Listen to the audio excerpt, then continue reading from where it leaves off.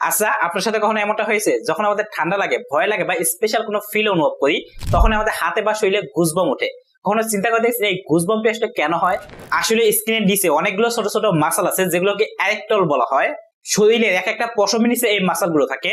Muscle গুলোর সাথে যে নার্ভ থাকে সেটি ইলেকট্রিক্যাল সিগন্যাল পাঠায় এবং এই সিগন্যালই বলে দেয় কখন আমাদের শরীরের মাঝে গুজবাম হবে এবং কখন আমাদের শরীরের সকল পশম দাঁড়িয়ে যাবে। তবে ইন্টারেস্টিং বিষয়, এটি শুধুমাত্র মানুষের মধ্যে সীমাবদ্ধ না। যত ধরনের লম্বা চুলওয়ালা পশু আছে সবার মাঝে এই গুজবাম হয়।